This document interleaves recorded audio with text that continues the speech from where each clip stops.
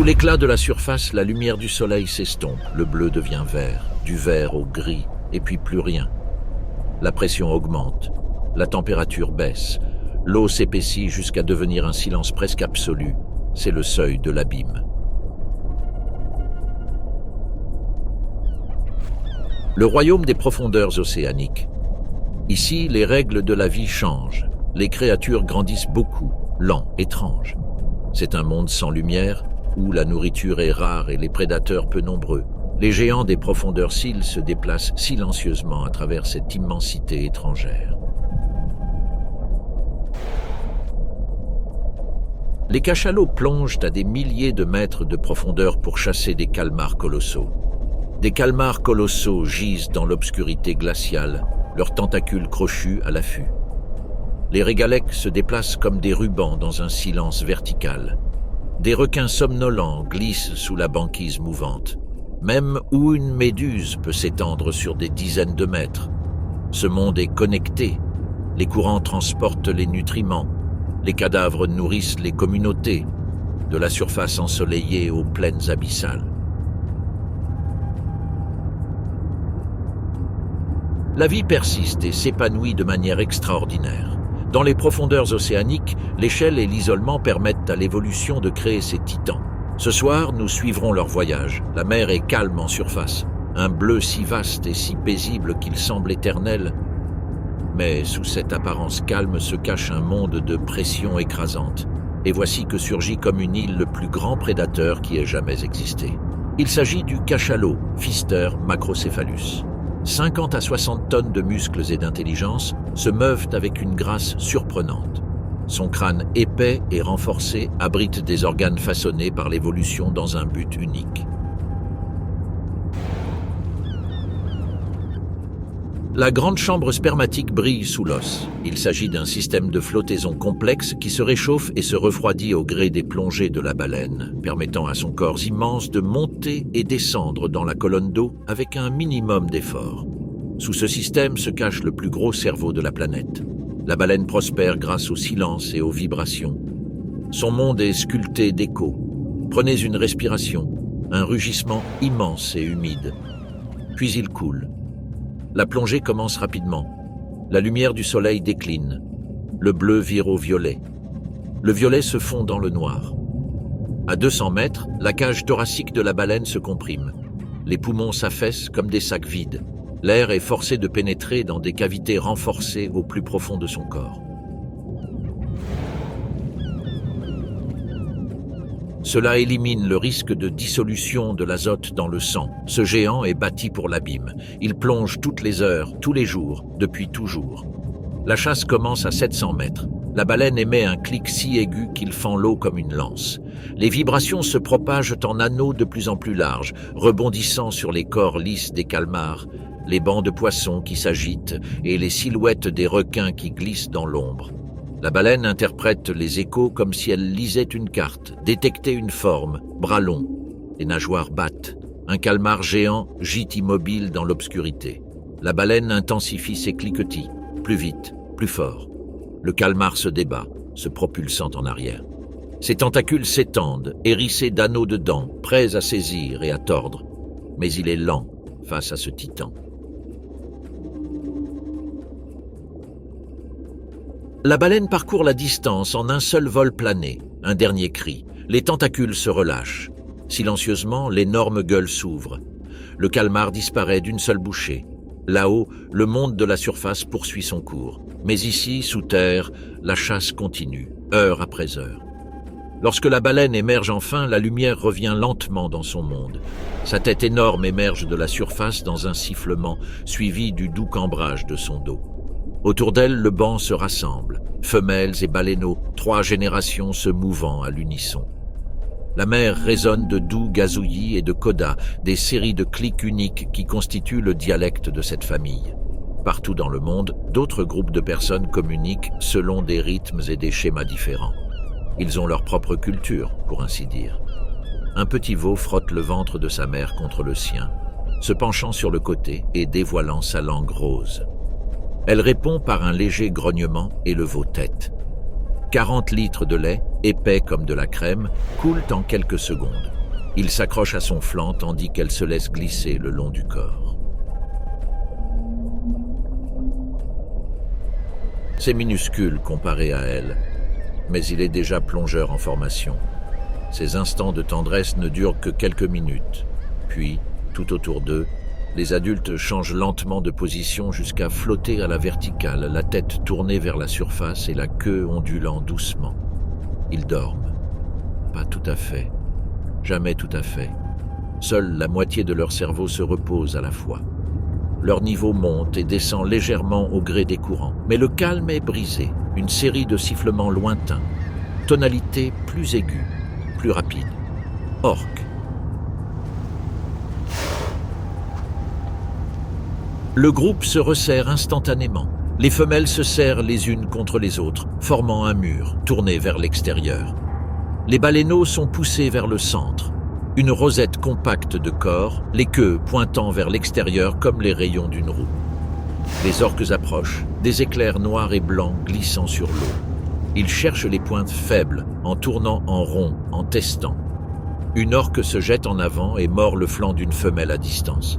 Celle-ci réplique par un claquement sec. L'orque frémit. Le groupe reste immobile. Quelques minutes s'écoulent, puis les orques se dispersent. Leurs sifflements s'estompent au loin. Les baleines se détendent peu à peu. La rosette s'ouvre et les parents guident leurs petits pour les ramener dans la formation ouverte. Et le voyage continue. Pour ces géants, l'océan est rythmé par les saisons. Les eaux chaudes de l'équateur sont des lieux de reproduction, les mers polaires froides, des festins. Chaque année, ils parcourent des milliers de kilomètres entre elles, suivant des routes ancestrales gravées dans leur mémoire et transmises de génération en génération. Les baleineaux apprennent les routes en voyageant aux côtés de leur mère.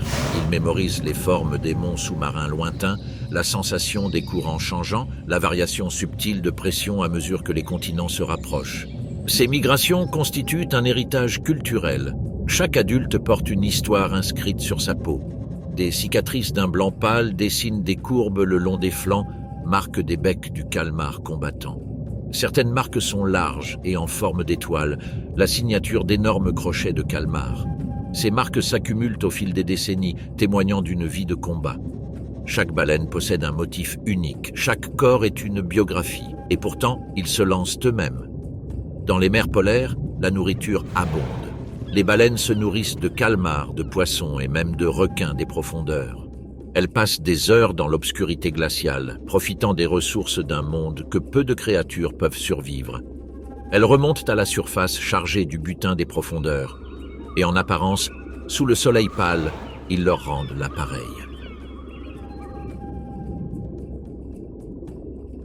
De leur corps émergent d'immenses nuages rougeâtres, des panaches riches en fer qui dérivent comme une brume rouge. Ces déchets, aussi simples qu'ils puissent paraître, sont le cœur même de l'océan. Le fer alimente la croissance du phytoplancton. Le plancton nourrit le krill. Le krill nourrit les poissons. Les poissons nourrissent les phoques, les manchots et les oiseaux marins. Des écosystèmes entiers prospèrent grâce aux dons d'une baleine. Chaque plongée ramène des nutriments à la surface, nourrissant la vie sur des milliers de kilomètres. Les géants des profondeurs préservent la vie marine. Au fil des saisons, le banc entame son long voyage de retour vers des eaux plus chaudes. Les femelles gestantes ouvrent la voie. L'océan se déplace autour de lui. Courant chaud, la lumière du soleil renforce, les tempêtes s'intensifient. Derrière eux, le froid du sud s'estompe dans les souvenirs. Plus loin, les élevages nous attendent. Une dernière plongée avant la tombée de la nuit. Une conversation de plus en quelques clics. Une descente de plus dans le silence où seuls les géants errent. Mais ce royaume ne leur appartient pas seulement. L'océan profond commence là où la lumière du soleil disparaît. En un instant, l'eau bleue scintille d'algues dérivantes. Puis tout se dissout dans un noir velouté. La pression augmente, la chaleur disparaît. Le silence devient un fardeau. Et dans cette nuit sans fin, quelque chose s'agite. Sens unique, long, flexible, murmuré dans le noir. Deux yeux énormes, pâles comme la lune, sont tournés vers le ciel. Il s'agit du calmar géant, Architeuthis dux, une créature que peu ont vue vivante mais dont la légende résonne à travers l'histoire. Le calmar se déplace lentement. Son corps, une élégante torpille de muscles et de manteaux, palpite à chaque mouvement. 10 branches pendent derrière, 8 bras, prêts, puissants, et 2 tentacules plus longs, armés de dents munies d'anneaux ventouses. Ses crochets, à la lueur ténue, arborent une forme de croissant, prêts à saisir. Ils peuvent se tordre, pivoter et agripper avec une force étonnante. Leurs yeux, chacun de la taille d'une tête humaine, scrutent le vide. Ils sont faits pour les ombres, non pour les formes. Dans ces profondeurs, la lumière du soleil ne pénètre jamais, mais de faibles lueurs voyagent au loin. La silhouette d'une baleine, l'ondulation d'une nageoire de requin, le clignotement d'un poisson bioluminescent. Le calmar perçoit ce monde obscur avec une clarté inégalée. Sa vision a évolué pour lui permettre de survivre dans un environnement où la plupart des prédateurs chassent uniquement à l'ouïe. Un simple mouvement, même à 1 kilomètre de distance, devient un signal d'alarme. Pour l'instant, le calamar attend. Elle demeure immobile, les bras déployés comme un filet vivant. Son manteau est immobile. Ses nageoires frémissent doucement. Les courants la bercent comme un berceau. C'est ainsi qu'elle passe la majeure partie de sa vie, à la dérive, à l'écoute des vibrations, guettant le moindre mouvement. Dans les profondeurs, chaque frémissement se propage à travers sa peau. Une vibration approche, quelque chose de petit, rapide, peut-être un poisson des profondeurs, peut-être un jeune requin. Le calmar incline son corps, modifiant légèrement sa position. Il perçoit des ondes de pression se propageant dans le sable, très loin en dessous. Une autre pulsation, plus proche. Et puis, l'action. Un jet d'eau jaillit de son manteau. Ses muscles se contractent à une vitesse étonnante. Le calmar fonce en avant comme l'éclair, ses tentacules déjà déployés. Ils se sont répandus comme des lances, minces, élastiques, incroyablement rapides. En un clin d'œil, les tentacules frappent. Les crochets s'enfoncent. Les bras suivent, se tordant, se contractant, guidant la proie vers le bec en forme de perroquet dissimulé à la base de ses membres. Le poisson se débat, agitant sa queue. Les crochets du calmar se tordent, s'enfonçant plus profondément. Le poisson ralentit, puis le pic se referme, pointu, accablant, fin. L'instant d'après, le calmar se laisse à nouveau porter par le courant, le corps détendu et les tentacules repliés avec précision. La chasse est rapide, le repos long. Et pourtant, le calmar est à la fois proie et prédateur. Un cliquetis lointain se fait entendre, lent d'abord, puis plus rapide, plus fort. Le calmar perçoit les vibrations, réguliers, palpitants. La situation s'aggrave. Identifiez ce schéma. Tous les calmars géants le savent, cachalot. Une silhouette se dessine au loin. Un corps immense descend comme une lune décroissante. Le calmar émet de pâles lueurs bioluminescentes qui parcourent ses bras. C'est un spectacle inhabituel, un acte de désespoir.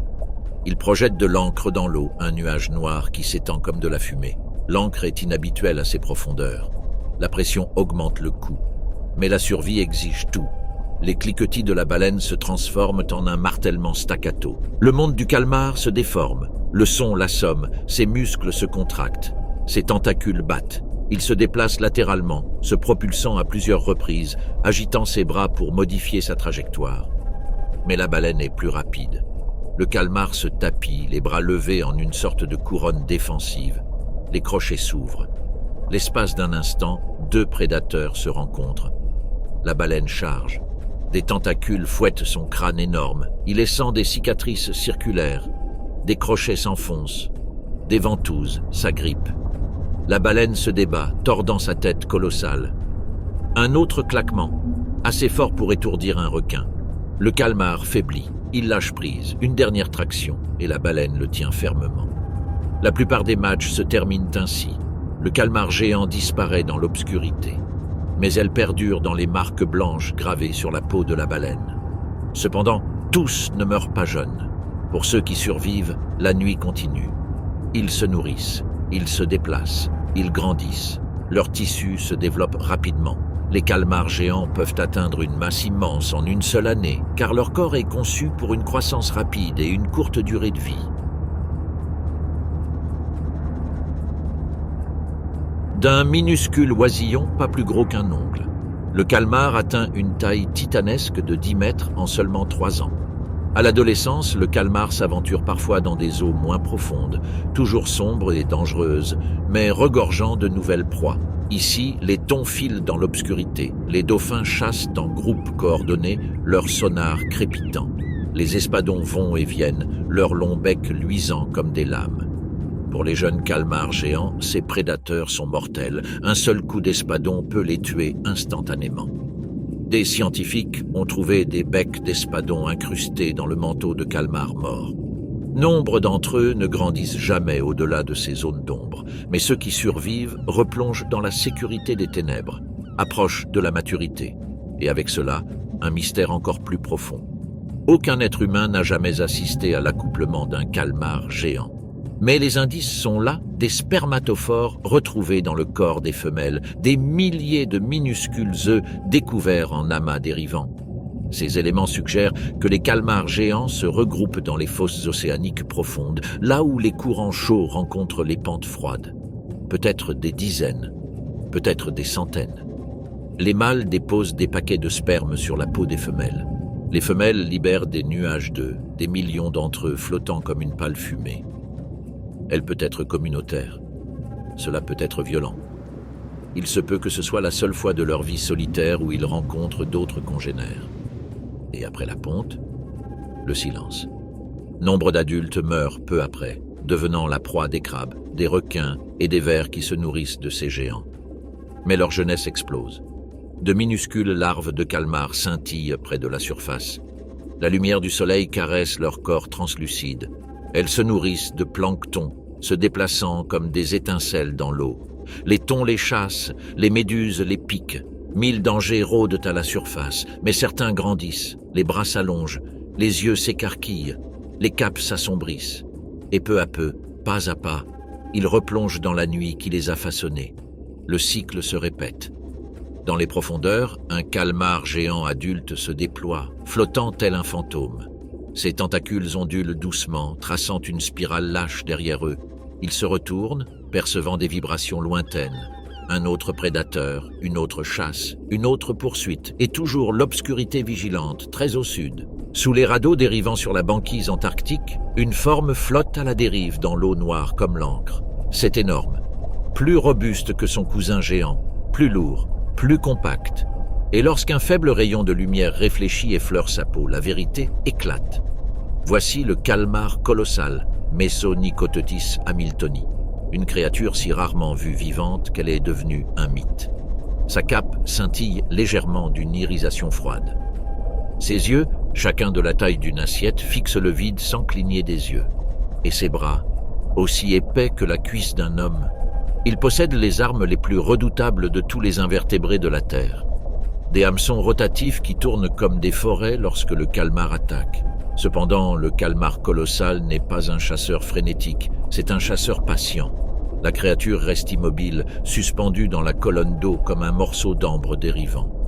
Ses chromatophores palpitent doucement, ondulant lentement à mesure que son métabolisme ralentit. Dans ces eaux glacées, tout se passe lentement. Les muscles se contractent avec une force persistante. Les influx nerveux se déplacent au gré des marées. C'est le secret de la taille gigantesque du calmar colossal. L'étreinte glaciale de l'océan austral tempère l'agitation vitale et favorise les géants capables de vivre au rythme d'une respiration maîtrisée. Et donc le calamar attend. Puis le mouvement... Une onde tremblante se propagea le long des champs de pression de l'eau. Le calmar modifie son orientation de quelques fractions de degrés, permettant ainsi aux filaments sensoriels situés dans ses bras de détecter la vibration.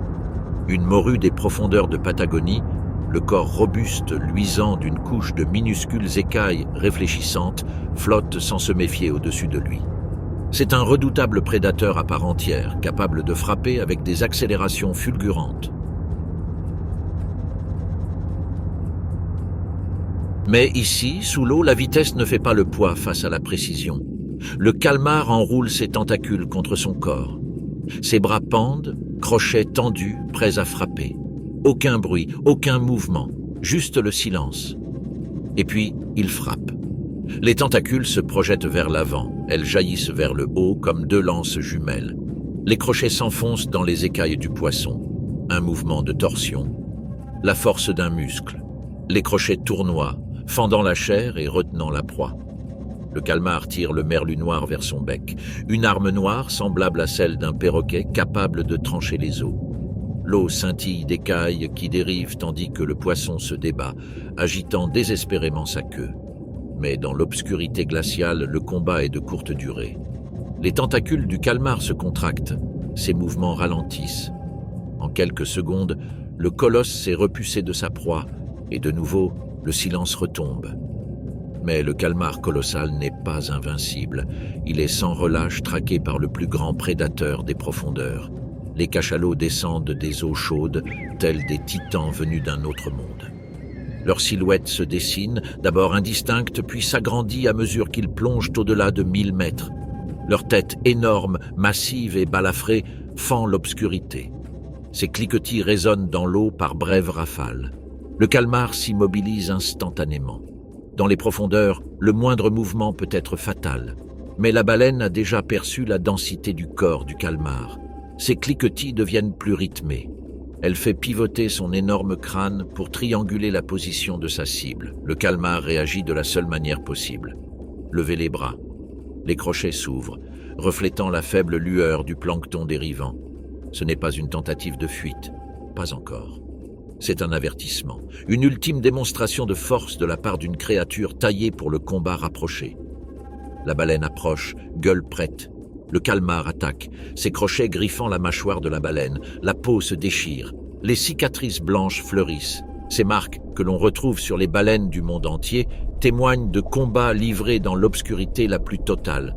Mais même ces armes ne peuvent renverser le cours de la bataille. La baleine relève sa mâchoire inférieure, emprisonnant le calmar dans sa gueule. Et ainsi, le colosse disparaît dans les mâchoires du titan. Un bref éclair, une bataille finale, et le silence. Malgré tout, cette espèce de calmar colossal survit. Elle grandit dans les profondeurs, gagnant des tissus centimètre par centimètre, son métabolisme étant adapté à la stabilité du froid. Sa survie est intimement liée au cycle annuel de l'Antarctique, la fonte et la formation de la banquise. Avec l'arrivée de l'été austral et le retrait consécutif des glaces, l'eau riche en nutriments remonte à la surface. Cela alimente la prolifération du phytoplancton. Le krill se multiplie par milliards. De minuscules calmars juvéniles translucides remontent à la surface pour se nourrir de cette abondance avant de replonger dans les eaux plus profondes et plus sûres.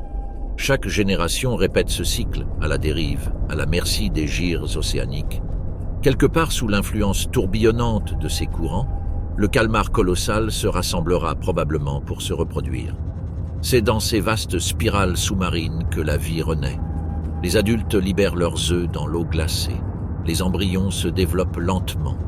À l'éclosion, les jeunes émergent à la surface, créatures fragiles pas plus longues qu'un doigt. Ils se nourrissent de petits poissons, d'amphipodes et de crustacés dérivants.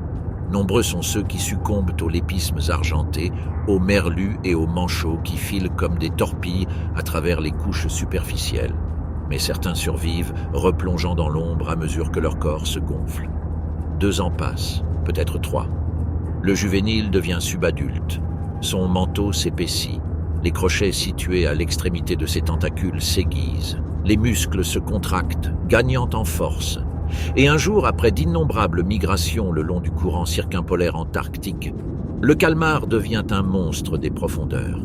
Une créature faite pour les abysses, couverte de cicatrices pâles qui témoignent de chaque escarmouche, de chaque échappée belle, de chaque lutte désespérée. Mais sa vie reste cachée. Il est rarement visible pour l'homme. La plupart périssent dans la gueule des baleines. D'autres coulent après leur mort. Leurs corps servent de nourriture aux charognards pendant des mois. Leurs prédateurs transportent des nutriments riches en fer des profondeurs vers la surface, fertilisant ainsi des chaînes alimentaires entières. De nos jours, elle représente l'une des dernières frontières de l'histoire naturelle, une créature plus ancienne que notre espèce, plus grand que ce que nous pouvons imaginer, parfaitement adapté à un monde de pression écrasante et de nuit éternelle. Mais il y en a encore bien d'autres. Une fois de plus, l'océan s'ouvre sous le soleil levant. Sa surface tremble au lent rythme des vagues lointaines. Et puis, sans préavis, les parties de la mer. Une immense forme gris-bleu émerge à la lumière. Une baleine bleue, Balaenoptera musculus, plus longue qu'un terrain de basket et plus lourde qu'un Boeing 737 plein, fait surface avec un grognement doux et tonitruant. Une colonne de vapeur s'élève comme un monument d'argent éphémère. Sa peau tachetée de stries pâles et de cicatrices de bernacle resplendit sous la lumière du matin. Son œil, pas plus gros qu'un pamplemousse, cligne une fois. Puis le géant glisse vers l'avant. Son corps énorme se courbe à nouveau vers le bas et plonge dans les profondeurs. Chaque battement de son cœur colossal, à peine 4 ou 5 par minute durant cette dérive régulière, envoie un lent filet de sang à travers des artères aussi épaisses que des tuyaux d'arrosage. À mesure que la baleine descend, le rythme ralentit encore davantage. Un processus de planification approfondi commence. Le corps se penche vers le bas. Les coïncidences sont toujours présentes. Le silence s'installe. Son cœur semble marquer une pause entre 2 battements, économisant le précieux oxygène pour ce qui se cache en dessous. Sa bouche s'entr'ouvre, dévoilant des sillons plissés le long de sa gorge, pendant comme de la soie pliée. Au crépuscule, un éclair agite l'eau. Un nuage tourbillonnant de krill dérive. Des millions de minuscules corps cramoisis se contractent et brillent en formation dense. La baleine les perçoit avant même de les voir, des ondes de pression, de légères vibrations contre sa peau. Elle se redresse, prenant de la vitesse. Sa gueule s'élargit et soudain les replis de sa gorge s'étendent. Il se déploie comme un immense filet de tissu. La baleine se propulse à travers le nuage de krill avec une force irrésistible. Le torrent d'eau remplit sa poche qui se dilate, la gonflant jusqu'à la taille d'une petite maison. Le krill panique, nageant en spirale serrée, mais la masse d'eau l'attire. Puis la gueule se referme brusquement. La baleine fait surface, expulsant l'eau par ses fanons. Le krill reste piégé. D'un mouvement de son énorme tête, la baleine les avale. Ce cycle se répète sans cesse. Chaque poussée consomme une quantité d'énergie colossale. Chaque poussée doit être parfaitement synchronisée. Des centaines de kilogrammes de krill transitent chaque jour dans son estomac, alimentant le moteur colossal qui anime le plus grand mammifère ayant jamais existé. Et pourtant, pendant que la baleine se nourrit, le danger rôde au-dessus d'elle. Une mère nage non loin de là, plus lentement et avec précaution, son nouveau-né blotti contre son flanc. Le veau tremble, il se frotte contre le flanc de sa mère, cherchant à se nourrir. Elle se tourne légèrement, dévoilant une fente mammaire. Le veau s'y agrippe et boit un lait riche et épais comme de la crème. On verse chaque jour 200 litres dans son estomac qui ne cesse de se dilater. Le regard de la mère reste fixé sur la lumière changeante du ciel. Une faible série de cliquetis ondule à la surface de l'eau. Des orques prédatrices patrouillent en formation dispersée. Elles se déplacent avec vitesse et précision, chaque nageoire dorsale fendant l'eau comme une lame d'obsidienne. Ils connaissent les habitudes de la mer. Ils savent qu'un géant sans méfiance peut être défié. Au loin, le veau perçoit les vibrations et se cramponne plus fort au corps rassurant de sa mère. Celle-ci se retourne et se place entre le veau et la menace. Elle remue la queue. Les orques se dispersent. Ils se regroupent, émettant des sons gutturaux qui résonnent dans la mer. Pour l'instant, la présence imposante de la mer suffit. Elle émerge, le petit agrippé à son flanc. Il respire par de doux halètements rythmés. Le calme revient. Pour l'instant, le sommeil, s'il vient, est éphémère. La mer flotte à la surface, l'esprit paisible, tandis qu'une partie de son cerveau reste en alerte. Le petit se blottit sous son menton, sa respiration s'intensifiant au rythme de ses mouvements lents. Et même dans cette paix fragile, le rythme de la migration les réunit. Les saisons changent. Bien plus au sud, l'Antarctique grouille de vie lorsque le soleil printanier inonde les eaux de surface. Le phytoplancton se rassemble en vastes efflorescences ondulantes. Le krill grouille en masses scintillantes, se nourrissant de cette marée verte. Les baleines bleues le savent sans même le voir. Ils le perçoivent dans le murmure chimique de l'eau. Ils l'entendent dans les chants lointains d'autres baleines qui suivent les routes migratoires tracées par le temps. Et ainsi, les géants entament leur voyage. La mer guide son baleineau vers le large, propulsé par de lents et puissants coups de queue. Les migrations s'étendent sur plusieurs hémisphères. Des milliers de kilomètres s'étendent devant eux. Ils traversent la chaleur équatoriale et atteignent une zone de calme tempéré, glissant sous des tempêtes qui transforment la surface en montagnes déchiquetées. Ils plongent lorsque la foudre déchire l'horizon. Ils glissent sous des vagues gigantesques et la mer guide toujours sa progéniture. Tout au long de leur route, ils aperçoivent des bancs de thon qui scintillent comme des flèches d'argent. Des groupes de dauphins glissent à la surface dans des accélérations synchronisées. Des tortues marines flottent sous d'immenses amas de sargasses. La vie foisonne le long de ces cours d'eau. Pour les baleines bleues, ces trajectoires sont plus qu'un simple instinct. Ils sont la culture, des itinéraires appris et transmis de génération en génération par la lignée maternelle depuis des siècles. Chaque génération transmet à la suivante les eaux où le krill fleurit en premier, les zones d'alimentation qui abritent les plus grands bancs de krill et les baies tropicales qui offrent un refuge sûr pour la mise bas. Ces couloirs de migration constituent une mémoire collective, transmise par l'expérience partagée. Les mois passent, la mer et ses petits atteignent enfin les eaux polaires. La mer est froide à présent, gorgée d'oxygène et de vie. Le petit est plus fort, plus lourd, et se déplace avec assurance en glissant le long de la surface. La mer replonge dans les profondeurs. Le krill remonte à la surface en rideau scintillant. Il se nourrit avec une vigueur renouvelée. Le veau observe, apprenant le rythme des poussées, la synchronisation des virages. Gonflement de la gorge dû à l'expansion des plis. Alors que le soleil disparaît à l'horizon et que le jour polaire s'étire sur des semaines de lumière infinie, la baleine bleue dresse son corps immense à la surface. Elle exhale un jet d'eau colossal. Le baleineau émerge à ses côtés, imitant le mouvement. Puis, d'un coup de pied lent et puissant, les géants replongent sous la surface. Un nouveau jour se lèvera très bientôt. Les premiers rayons de l'aube filtrent à travers les couches supérieures de la mer. Elles transforment l'eau en un bleu doux et lumineux.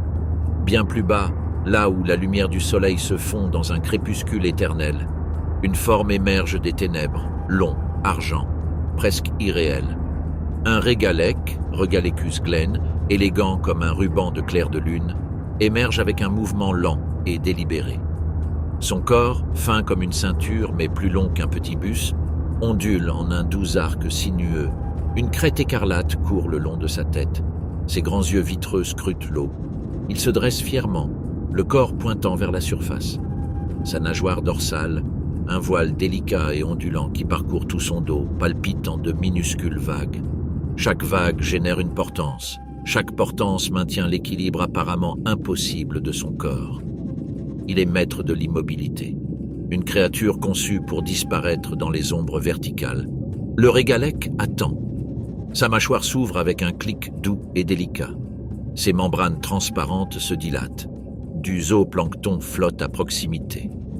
Le régalec inspire doucement, l'aspirant par une légère succion qui perturbe à peine la mer environnante. Le plancton disparaît. Quelques krills papillonnent par à coups. Le régalec se penche légèrement, son corps luisant comme du métal liquide. Un autre clic discret, un claquement de mâchoire fragile. Le krill disparaît à son tour. Chaque mouvement est précis et efficace. Autour de lui, les profondeurs vibrent d'une vie silencieuse. Les poissons lanternes émettent des éclairs épars. Les méduses flottent comme de pâles fantômes vivants. Un jeune calmar remonte en spirale, ses tentacules déployés et ses chromatophores palpitants. Le régalec ne réagit pas. Il est préparé à des proies plus délicates, au monde mouvant des minuscules créatures qui émergent chaque nuit des abysses lors de la plus grande migration terrestre. Les heures passent. Le régalec coule à nouveau. Son corps massif et argenté se plie et s'enroule au gré du mouvement de la soie qui tombe. Il flotte juste au-dessus du talus continental dans un royaume d'ombres et de faibles lueurs. Il y restera la majeure partie de sa vie, s'approchant rarement de la surface. Cependant, les profondeurs ne sont jamais totalement sûres. Une large silhouette se dessine dans la pénombre, se déplaçant par mouvements lents et réguliers. Un requin des profondeurs, un requin à 6 branchies au museau arrondi, ses yeux verts luisants comme des lanternes. Le régalec se raidit, son corps se contracte. Il ne peut distancer le prédateur, il ne peut se défendre. Au lieu de cela, elle se retourne, dévoilant son long corps chantant, Le ruban géant se rétrécit jusqu'à devenir une fine bande, une lueur d'espoir, un jeu de lumière. Le requin se rapproche en glissant, gueule légèrement ouverte, tâtonnant l'eau.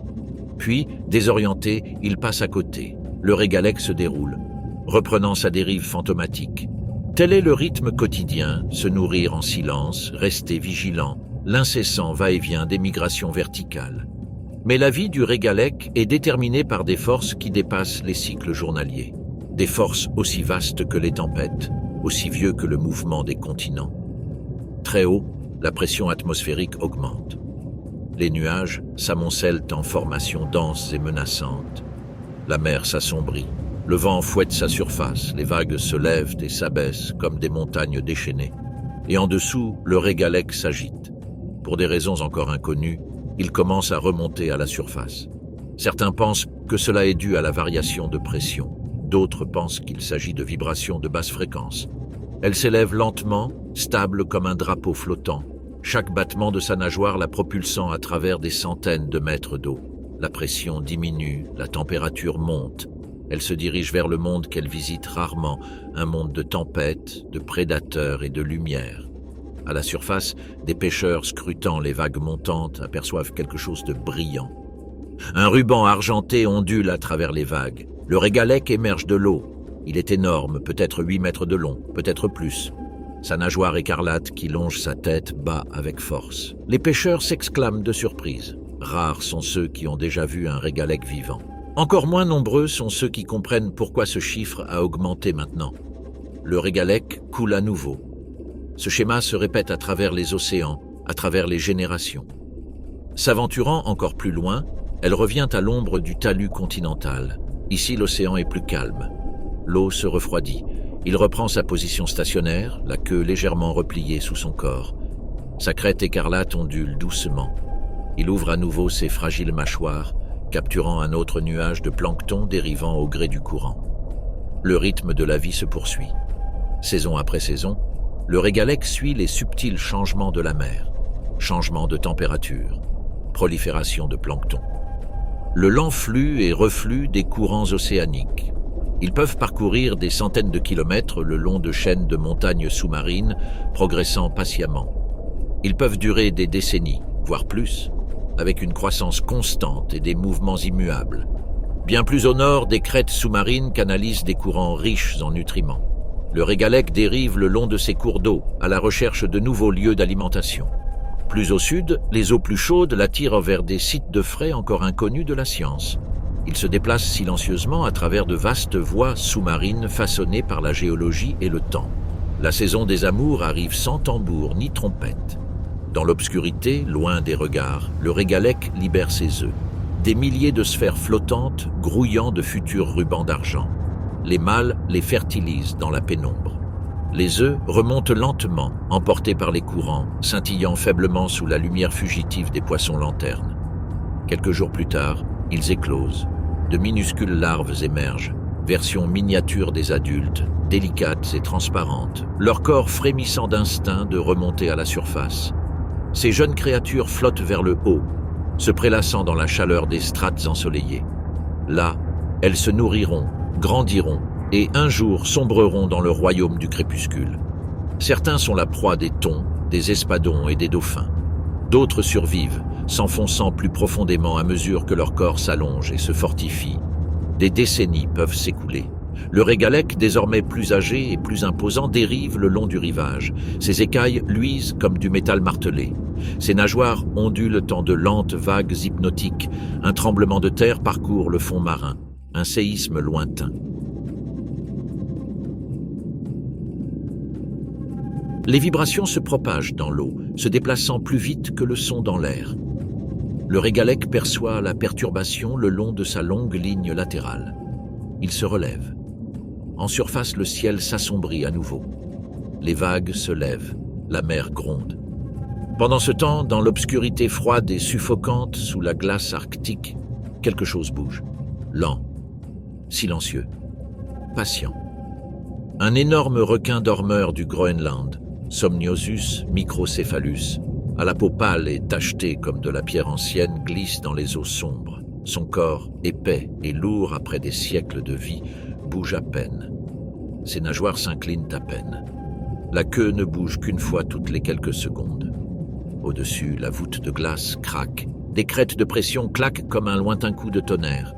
La neige s'infiltre par les fissures et tombe dans l'eau comme une poussière blanche. Les paupières du requin, laiteuses et opaques à cause de la cataracte, ne clignent pas. Elles en sont incapables. Des parasites s'accrochent à leurs cornets. Le requin est pratiquement aveugle, mais ici, la cécité n'est pas un handicap. Dans cette obscurité, la vue est inutile. Le requin perçoit alors le monde par vibration. Chaque changement de courant, chaque mouvement de la queue d'un poisson, chaque battement de cœur d'un phoque dormant à la surface. Elle pivote légèrement, comme inclinée vers une légère perturbation.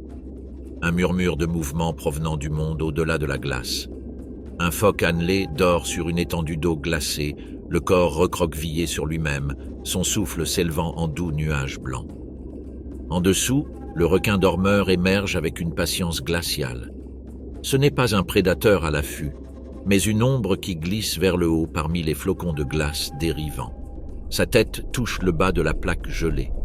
Sa gueule s'ouvre lentement, dévoilant des rangées de dents pâles et rugueuses. D'un mouvement rapide et silencieux, il déchire une fine couche de glace, saisit le phoque et l'entraîne sous l'eau. L'eau écume. Le phoque se débat, se tortille, mais l'étreinte du requin est inébranlable. Quelques secondes plus tard, le silence revient. Chassé sans poursuivre, il mange lentement. Elle se déplace à travers le royaume sous la glace comme une marée froide. Les heures passent. Le requin replonge dans les profondeurs obscures. La température chute. La lumière disparaît complètement. Ici, la vie est rare mais jamais absente. Des bancs de morues ondulent dans l'obscurité comme des nuages d'argent. Des méduses flottent en rubans translucides. Un flétan du Groenland glisse au loin, large et silencieux. Le requin somnolent les traverse sans réagir. C'est vieux. Pas seulement vieux, ancien. Elle est peut-être née à l'époque où les voiliers traversaient encore l'Atlantique, où les empires s'élevaient et s'effondraient, où les forêts poussaient et étaient rasées, où des cultures entières se transformaient. Pour elle, les décennies s'écoulent comme des saisons.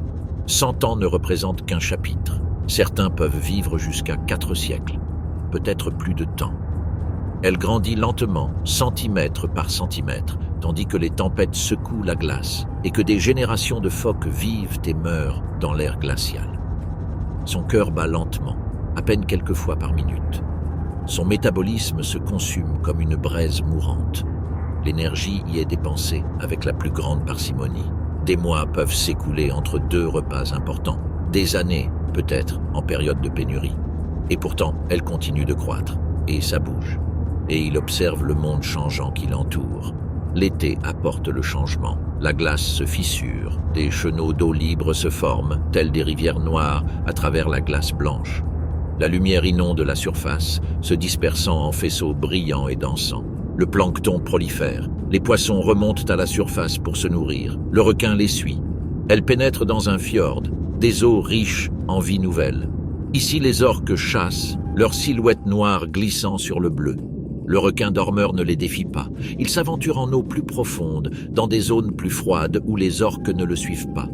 Sur le fond marin, les restes du festin des prédateurs flottent comme des offrandes.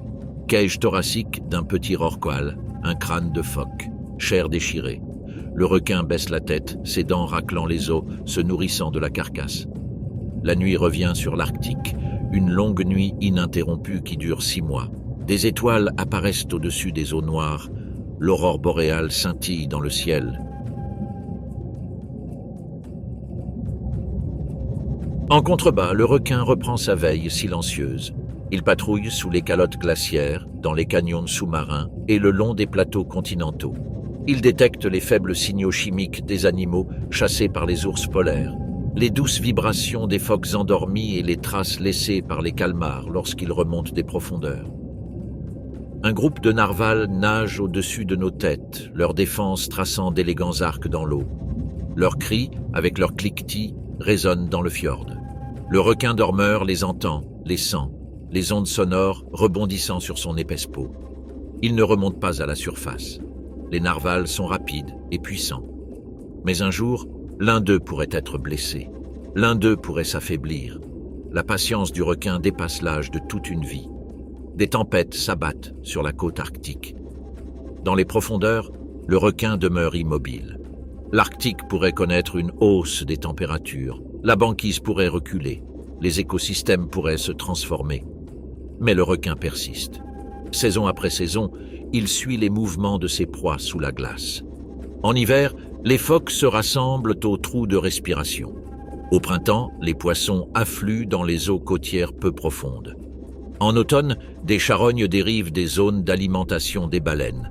Le trajet du requin reste quasiment inchangé, de génération en génération. Une nuit, alors que les aurores boréales brillent faiblement à travers les fissures de la glace, le requin s'aventure en eaux inexplorées. La couche de glace superficielle s'est amincie plus que d'habitude. La température est plus clémente. Les poissons se font plus rares. Les habitudes changent. Lentement, à tâtons, le requin modifie sa trajectoire. Il le fait depuis des siècles. Il continuera de le faire. Plus loin, un jeune phoque dort sur un morceau de banquise qui s'amincit. Son souffle s'élève en délicats nuages. Des flocons de neige se déposent sur ses moustaches. En contrebas, l'eau bouillonne. Le requin refait surface. Les ailerons s'inclinent. Balayage de queue. Aveugle mais au sens aiguisé, il se synchronise avec les vibrations du nouveau-né endormi. Il émerge.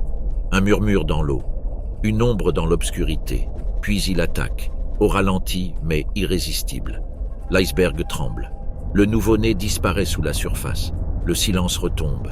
Le requin dormeur coule, flottant sur lui-même, emportant son petit avec lui dans les profondeurs. Lime à dents, des larmes dans la chair. Et là-haut, le ciel arctique s'illumine d'une lumière changeante. Pendant ce temps, bien en dessous de la portée des courants ensoleillés, je suis un groupe de la nuit éternelle, là où la pression pourrait écraser l'acier. Et l'eau reste juste au-dessus du point de congélation. Une créature de la taille d'une assiette flotte sur les sédiments. C'est une relique errante. L'isopode géant, Bathynomus giganteus, émerge du fond marin par un lent mouvement de ses pattes multi-articulées. Chaque segment brille d'une faible lueur lavande dans la lumière bioluminescente lointaine. Son corps est recouvert de plaques qui se chevauchent. Rien ne l'effraie. Rien ne le presse. Il redescend. C'est réglé. Groupe de rues. Les profondeurs marines sont un monde de faim et de pénurie où la nourriture arrive de façon imprévisible, souvent à des intervalles de plusieurs semaines, voire de plusieurs mois. Le métabolisme de l'isopode ralentit. Son rythme cardiaque diminue. Ses antennes se balancent doucement de gauche à droite. Vous pouvez analyser le cours d'eau pour détecter des traces chimiques lointaines. Un grenadier de passage agita sa longue queue et changea de cap, laissant derrière lui un léger tourbillon de boue. L'isopode réagit à peine. Le moindre mouvement lui coûtait de l'énergie et il ne pouvait se permettre de gaspiller le peu qui lui restait. Soudain, quelque chose changea. Un murmure dans l'eau, un tremblement erratique de graisse et de protéines, dense, en couches. Trop riche pour être ordinaire. L'isopode relève la tête, pressentant la transformation avant toute autre créature dans ce monde de silence froid et obscur. Du bord de la pente, une ombre descend, immense, pesante et définitive. Une baleine, morte depuis longtemps, glisse dans la colonne d'eau. Il atterrit sur le fond marin avec un bruit sourd. L'isopode se jette en avant, sans hésiter. Ses pattes s'agitent avec force, tapotant doucement les grains de basalte. Son corps se déroule avec une rapidité surprenante. C'est le moment qu'il attendait. Il rampe jusqu'au flanc frais de la baleine et trouve le point d'entrée le plus lisse. Près de la bouche, ici les tissus sont sensibles. L'isopode déchire la chair de ses mâchoires recourbées et griffues. La première bouchée est lente, puis une autre, et encore une autre. Bientôt, c'est la frénésie. Autour, les profondeurs marines s'éveillent. Des grenadiers, poissons gris et squelettiques, aux yeux brillants comme des lanternes, tournoient, plongeant pour arracher les restes. Des requins opportunistes à la tête massive, errant dans les profondeurs, émergent des ténèbres. L'isopode se tapit, agrippé à la peau de la baleine, luttant pour gagner de la place. Il coince son corps entre les replis de la peau, se protégeant des attaques de ses concurrents affamés. La chair se déchire. L'huile suinte. Le festin vire au chaos. Les heures passent. La chute de la baleine ralentit. Les requins s'éloignent. Les grenadiers se dispersent en quête d'un nouvel abri. Aux abords de la carcasse, l'isopode géant se retire, l'abdomen gonflé à l'extrême. Il a suffisamment mangé pour supporter une nouvelle longue famine, assez pour alimenter sa mue, sa croissance et même sa reproduction. Il s'éloigne lentement du banquet qui s'achève et retombe dans le silence. Ses pattes se replient soigneusement sous son corps cuirassé tandis qu'il s'enfouit dans les sédiments, redevenant une sculpture immobile sur le fond marin. Tel est son microcycle. Attendre, mourir de faim, puis dévorer dans une explosion de survie. Mais l'histoire du cloporte géant ne se résume pas à ses accès de violence. Depuis des décennies, voire des siècles, sa vie est façonnée par les courants, la tectonique des plaques et les pluies fluctuantes de débris organiques provenant de la surface. La majeure partie des grands fonds marins dépend de cette lente chute de neige composée de plancton mort, de méduses détachées et de fragments d'arêtes de poissons. Mais les pics de reproduction de l'isopode ne varient que lorsque cette pluie se transforme en orage. Chaque saison, des efflorescences de plancton se produisent près de la surface. En mourant et en coulant, ils libèrent d'importantes quantités de carbone dans les profondeurs. Les isopodes détectent ces changements. Les femelles synchronisent l'incubation avec ces variations. Au fond de leur poche incubatrice ventrale, des œufs de la taille d'une bille se développent dans l'obscurité. La mère mange à peine. Elle s'enroule autour de ses petits et reste cachée dans les sédiments, attendant la prochaine vague de nutriments qui inondera les profondeurs. Lorsque le moment est venu, déclenché par une soudaine poussée de matière organique, elle libère ses petits, des répliques miniatures d'elle-même. Ils sont déjà apprêtés. Je prends déjà des précautions. Chaque nouveau-né doit affronter seul la rude épreuve des profondeurs. C'est pourquoi les isopodes se déplacent, lentement, méthodiquement, le long des pentes des monts sous-marins et des plaines sédimentaires qui s'étendent sur des milliers de kilomètres. Ce sont des nomades des abysses, suivant des pistes invisibles d'opportunités. Les monts sous-marins sont leurs oasis. Ici, les restes de baleines sont plus fréquents. Les courants se brisent contre ces pentes et ralentissent. Les carcasses, flottant en aval, s'accrochent aux corniches et aux creux. C'est ici que les profondeurs accumulent leurs plus précieux trésors. Les isopodes apprennent à connaître ces lieux grâce à des générations d'errance instinctive. Un adulte solitaire rampe désormais le long d'une crête de basalte volcanique. Ses pattes tapotaient légèrement. Ses antennes se sont déployées. Elle est attirée par de subtils signaux chimiques, imperceptibles pour nous. L'eau s'enrichit à chaque mètre parcouru, non pas de l'odeur d'une proie, mais de la promesse de quelque chose de plus grand. Plus loin se trouve un point crucial, la confluence de courants profonds où convergent les dessins de la vie. Un champ fantomatique d'ossements de baleines du passé recouvre le flanc de la colline, mais cette abondance en haute mer est temporaire. Les courants changent, les populations de baleines sont en déclin. Les routes migratoires se modifient avec le réchauffement des océans. Des zones de forte concentration de biodiversité apparaissent et disparaissent. L'isopode doit s'adapter ou disparaître.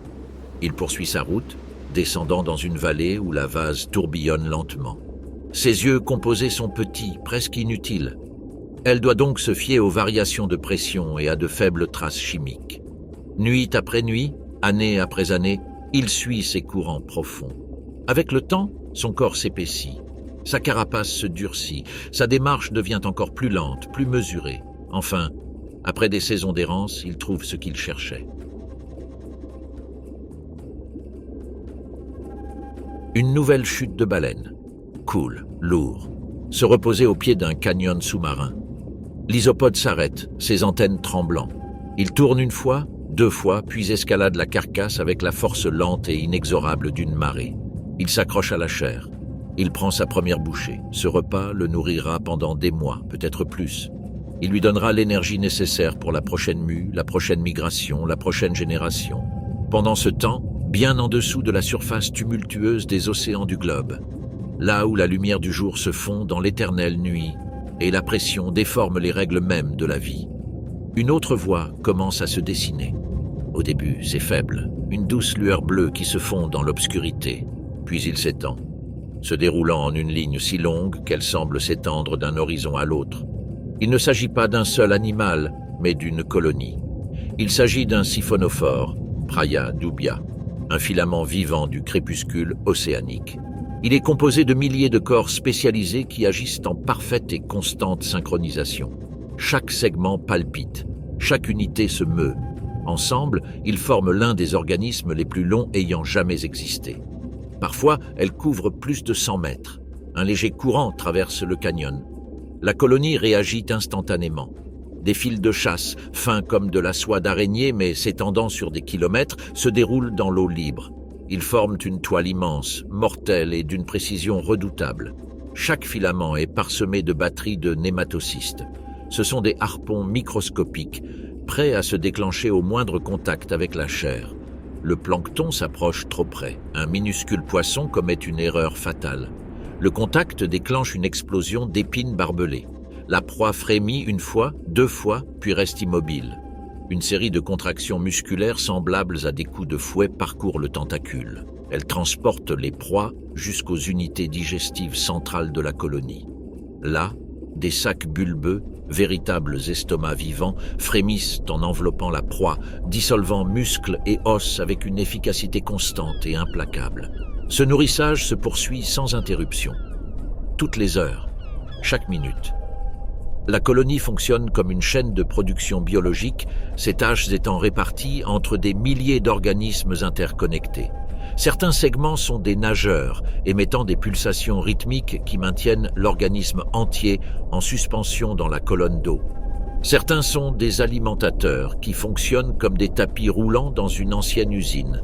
Certains sont des défenseurs, surgissant en soudaine cascade de lumière. Des éclairs aveuglants d'un bleu électrique qui balaient la colonie dans une vague hypnotique. Les poissons des profondeurs qui s'approchent ne perçoivent que cette lueur. Le motif est trompeur, hypnotique un instant, ce qui suit est choquant. Le prédateur hésite. Le quartier s'illumine. Le bleu devient blanc. Le poisson, surpris par l'éclair soudain, frémit et s'enfuit dans l'obscurité. Défense réussie. Le siphonophore atténue sa lueur et reprend sa paisible dérive. Ces manifestations bioluminescentes économisent l'énergie et ne s'activent que lorsque les ombres se font trop présentes. Avec le changement des saisons, un changement subtil s'amorce dans la partie supérieure de la colonie. Les bourgeons gonflent et forment de nouveaux zooïdes, de minuscules unités génétiquement identiques, destinées à des fonctions spécialisées. Certains deviendront des nageurs, d'autres des organes nourriciers, et d'autres encore des organes reproducteurs. Ces segments en formation mûrissent rapidement et s'intègrent à la structure existante. La colonie se développe et s'agrandit. Il n'y a pas de point final fixe. Il n'y a pas de taille maximale à atteindre avant que la décomposition ne commence. Une branche de la colonie commence à s'affaiblir. Ces nageurs sont lents, leurs mouvements erratiques. Un changement de courant les dévie. Bientôt, la section affaiblie se détache. Elle disparaît dans l'obscurité, se fondant dans la chaîne alimentaire. Mais la colonie principale ne faiblit pas. Il se régénère. Divisé. Ça repousse. À chaque division, l'organisme préserve sa lignée tout en envoyant des fragments dans l'immensité bleue, des copies de copies de copies qui se dispersent dans de nouveaux territoires. À présent, les courants s'intensifient. La colonie perçoit le changement. Elle ne réfléchit pas, mais il répond. Le rythme cardiaque des nageurs diminue. L'ensemble de la structure se réoriente, s'alignant sur le courant dominant du gir océanique profond. Elle se déplace au gré de cet immense courant qui s'étend des pentes continentales aux bassins ouverts, des plaines abyssales froides aux remontées d'eau riches en nutriments. Le siphonophore voyage à bord du système circulatoire de la planète. Les mois passent, la colonie s'étend. Des tempêtes dans les hautes couches brassent l'atmosphère, provoquant des vagues d'oxygène et de nutriments. Une prolifération massive de plancton se produit. La colonie réagit par une reproduction rapide, générant des organismes nourriciers à un rythme apparemment impossible. Chaque nouveau segment se forme en miniature, puis se déroule comme un ruban délicat. Une nuit, un puissant tourbillon se détacha du courant principal, piégeant la colonie dans sa spirale. Le siphonophore tournoyait dans l'eau comme une hélice, son corps gélatineux se pliant sans se rompre. Le tourbillon le souleva encore plus haut dans une zone de crépuscule. C'est là que se rassemblent davantage de proies. Les tentacules de chasse se déploient entièrement, s'enfonçant dans l'obscurité bleutée. Des centaines d'aiguillons jaillissent, des milliers. Une pluie de copépodes, de larves de poissons et d'organismes dérivants remonte à travers le filet. La colonie se nourrit jusqu'à ce que ses organes digestifs soient gorgés de nutriments. Mais les conditions changent rapidement en profondeur. Un banc de grands prédateurs, des morues charbonnières, s'approchent pour examiner les lieux. Leurs corps fusiformes luisent dans la faible lumière qui filtre jusqu'ici. Ils tournent en rond. Ils explorent. L'un d'eux charge hardiment. Le siphonophore réagit par un intense flash lumineux. La cascade de bioluminescence se propage d'une extrémité à l'autre de la colonie. Cette formation perturbe la structure du poisson. Ébranlé par l'éclat soudain de lumière, il se retire. La colonie retrouve son calme latent et la lueur s'estompe dans la nuit éternelle. L'année suivante, le siphonophore poursuit son immense voyage à travers l'océan. Les saisons des tempêtes apportent des turbulences. Les périodes de calme apportent avec elles une douce dérive paisible. Les zones riches en nutriments offrent une abondance de ressources. Les régions pauvres en nutriments mettent sa résilience à l'épreuve. Pourtant, la colonie survit à tout, soutenue non par un cerveau central, mais par la coordination tissée dans chaque cellule, chaque connexion, chaque nageur palpitant et chaque filament de chasse. Une nouvelle vague reproductive commence. Dans toute la colonie, de délicats gonophores se gonflent, regorgeant du matériel génétique de la génération suivante. Certains seront libérés dans l'eau, flottant sous forme de gamètes pour rencontrer d'autres individus dans l'obscurité. D'autres resteront attachés, se développant directement en zooïdes bourgeonnants. Cette double stratégie assure la survie du siphonophore à travers de vastes océans. Une seule colonie peut donner naissance à des dizaines d'autres, chacune emportée par les courants vers de nouveaux territoires écologiques.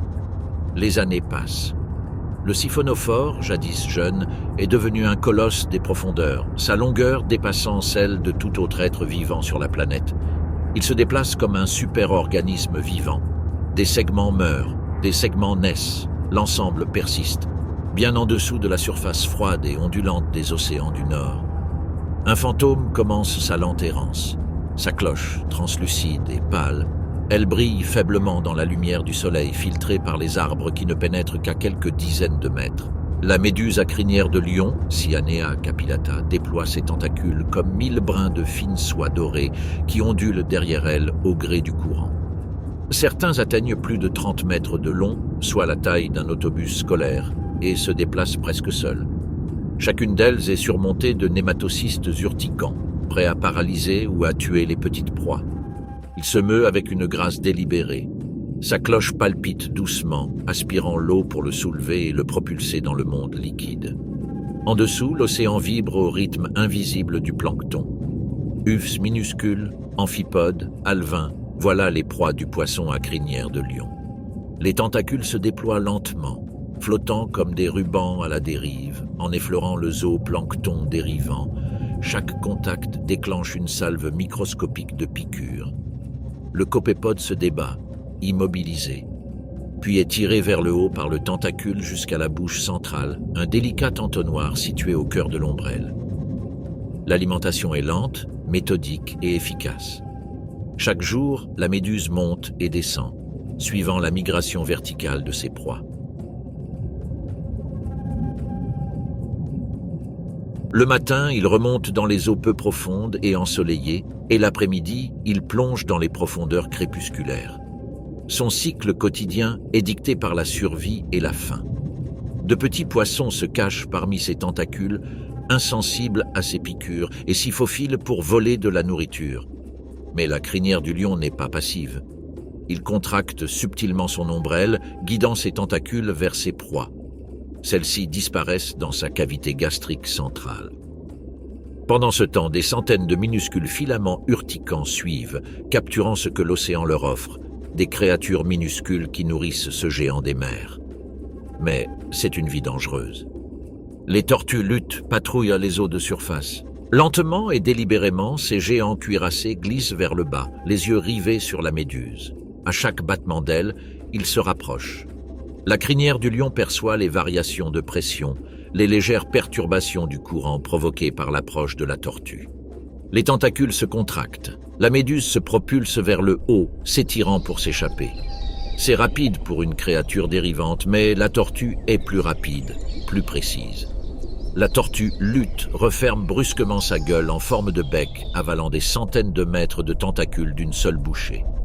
La cloche de la méduse se replie, aplatie sous le poids du prédateur.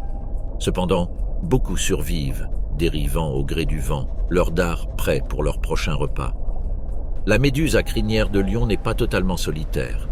En été, elle prolifère, formant d'immenses bancs qui s'étendent sur des kilomètres. Chaque méduse se déplace en harmonie avec les autres. Les courants les transportent en douces ondulations à travers les baies, les golfes et la haute mer.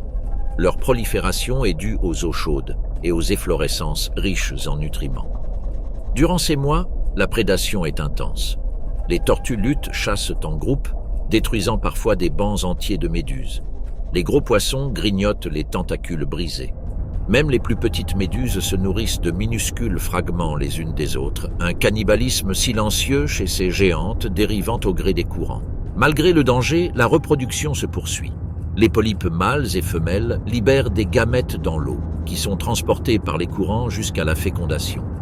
Les petites planulas se fixent sur les rochers et les débris végétaux, formant de nouvelles colonies de polypes qui, avec le temps, deviendront des méduses nageant librement. Ce sont les formes adultes qui dominent les eaux de surface. L'eau chaude favorise la croissance. L'abondance de nourriture stimule la floraison. Les prédateurs régulent les populations, maintenant l'équilibre et assurant la survie de l'espèce. Pourtant, leur vie quotidienne reste un exercice délicat de dérive, de capture et d'évasion. Les tentacules dérivent au gré du courant comme des fils d'or, palpitant sous l'effet de la proie capturée. Chaque mouvement est guidé par l'instinct. Une seule méduse peut se nourrir des centaines de fois par jour, mais chaque morsure comporte un risque. Une mauvaise estimation de la dérive, un prédateur trop proche ou une vie entière passée à dériver et à se nourrir peuvent se terminer en un seul claquement de mâchoire de la méduse lutte. À la tombée de la nuit, l'eau s'assombrit et le poisson crinière de lion s'enfonce plus profondément. La migration verticale est terminée. La méduse reste suspendue, presque immobile, dans l'eau froide et silencieuse. De minuscules organismes bioluminescents s'accrochent à ses tentacules, brillant faiblement dans la pénombre, comme un miroir reflétant les étoiles. L'océan est vivant tout autour de lui. La méduse, avec ses longs tentacules sinueux, est à la fois chasseuse et proie. Pendant des semaines et des mois, ce rythme quotidien se répète, pulsations en forme de cloche, coups de tentacules, capture et digestion. Chaque jour est une lutte contre la faim. Chaque jour est une épreuve face aux prédateurs, et pourtant la crinière du lion demeure. Sa présence nourrit le réseau trophique marin, proie capturée, prédateurs nourris, nutriments recyclés. Ces efflorescences abondantes fournissent de la nourriture aux tortues luttes, aux oiseaux marins et même aux poissons qui se nourrissent de tentacules brisés. La vie y circule. La floraison maximale en été entraîne une forte accumulation de plantes. Durant les mois les plus froids, la population se disperse, se déplaçant en petits groupes et se réfugiant dans les eaux plus profondes. Les courants transportent les individus à travers les océans du Nord, de la mer du Nord au golfe d'Alaska, franchissant la frontière arctique où la nourriture est rare et la survie un défi majeur. La prédation fluctue en fonction de l'abondance des tortues, des poissons et même des grands oiseaux marins. À la fin de l'été, la plupart des grandes méduses ont achevé leur cycle de reproduction. Les tentacules s'effilochent, les tissus s'affaiblissent. Les plus robustes dérivent, se nourrissant, grandissant et se reproduisant. Des milliers ont déjà été dévorés par les tortues luttes, des millions par de plus petits poissons. Chaque mort nourrit les prédateurs et restitue des nutriments à la mer. Le cycle se répète, chaque génération nourrit la suivante.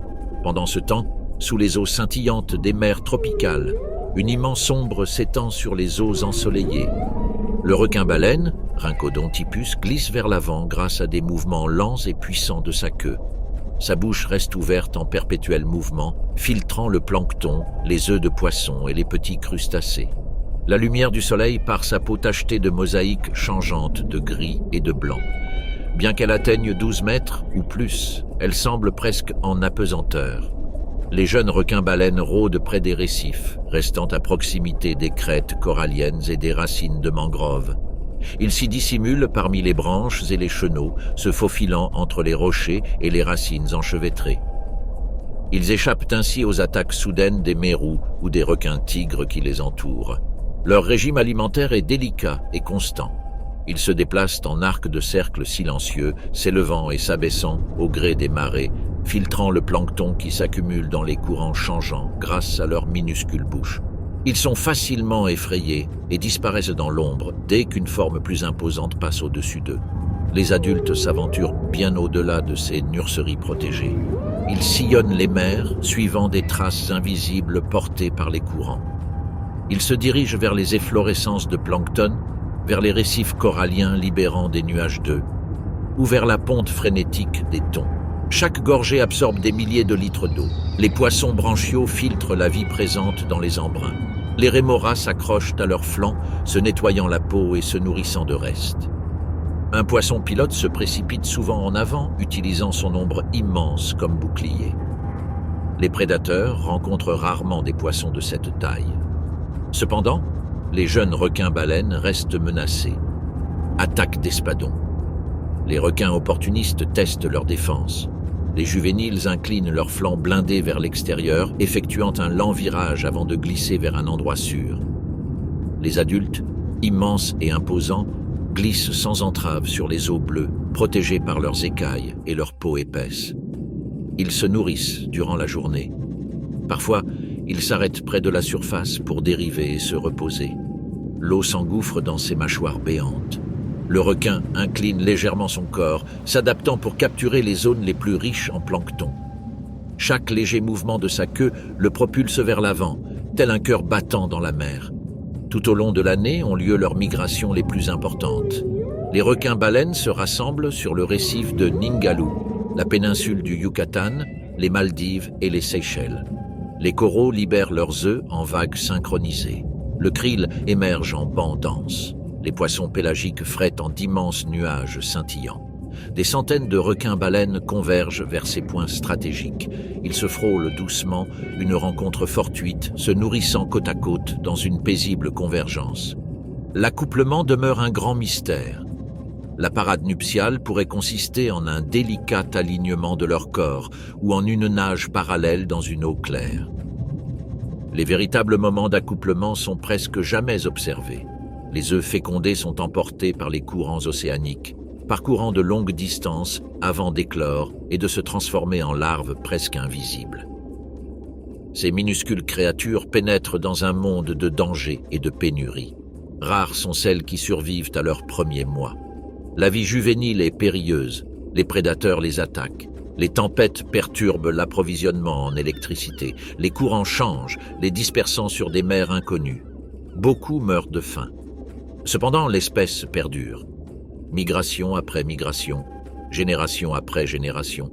Les survivants continuent. Se nourrir comporte ses propres risques.